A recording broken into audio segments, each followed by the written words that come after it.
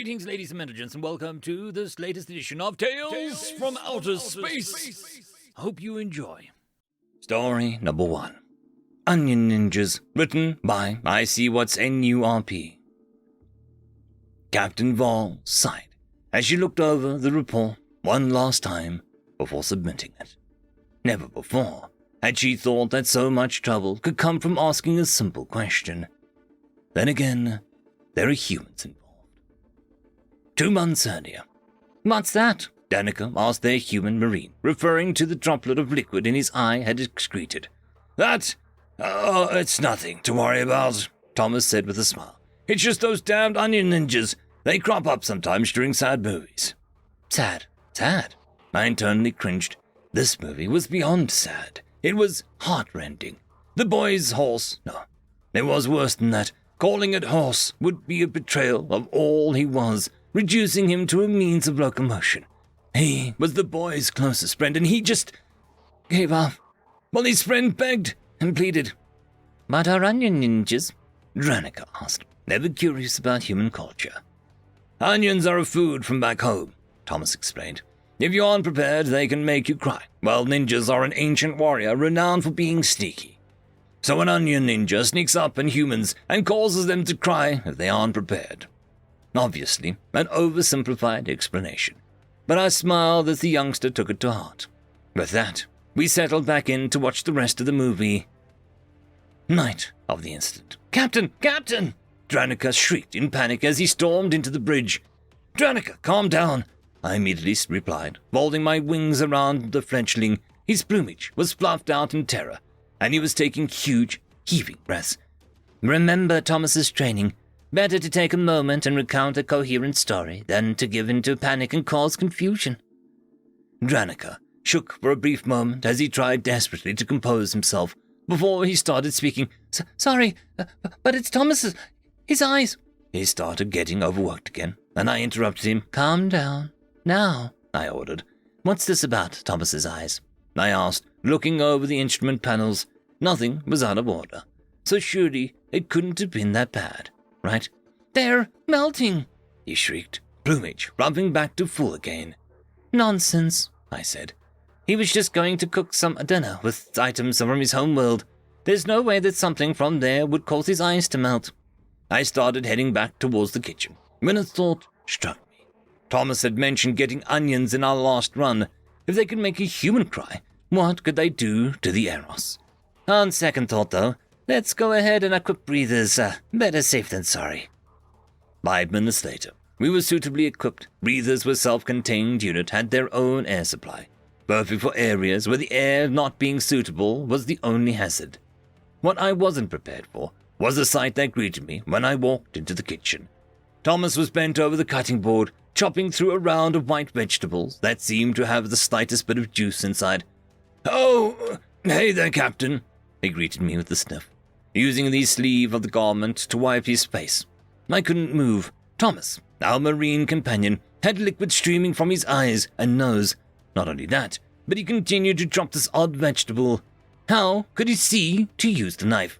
"Thomas, your eyes are melting," I screeched in panic. "Huh? This? Oh, it's okay, ma'am," he said, wiping his face again before depositing more vegetables into the pot. "The onions were just a bit fresher than what I'm used to is all."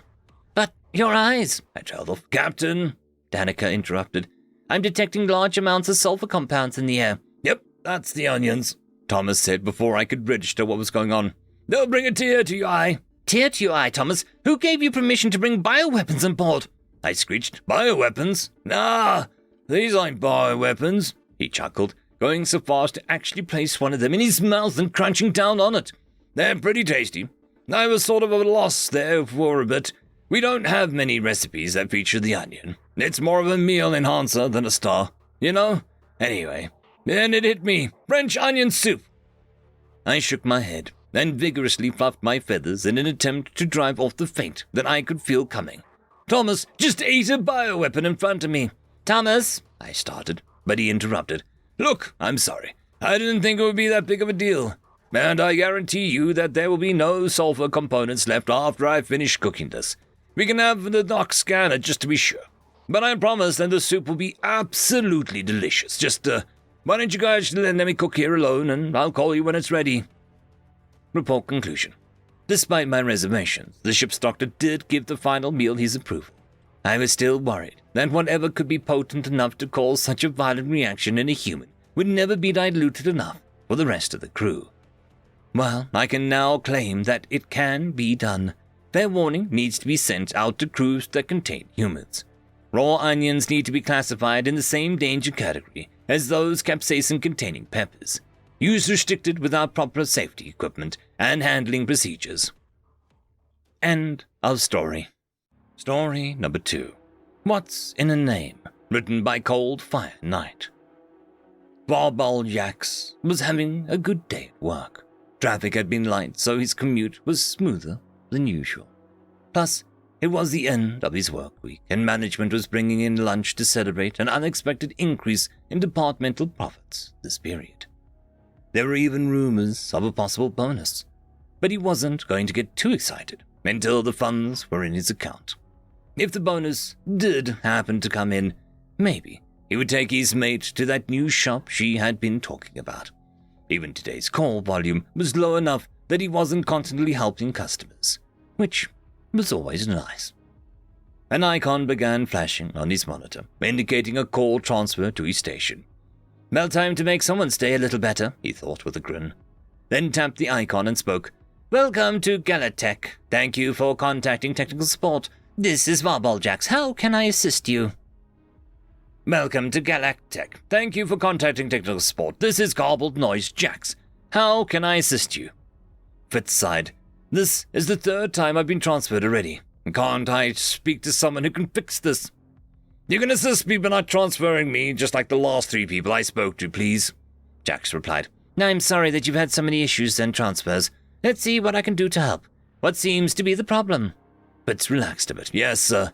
I was going to log into self-service and take care of this myself, but my genetic sampler is down, so I can't use it to log into the system," he said. "The automatic voice authentication doesn't seem to be working either, so I had to wade through the menus to get to a person. That's when the transfer started." "That's unusual," Jax said. "First, let's get logged in. Then we can look into fixing your problem. I'll need your account identifier and your name, please." Jax listened, typing in the information, then paused. He thought. "My apologies. The system isn't finding your account based on the information you gave me. Could you repeat it so that I can verify that I entered it correctly?"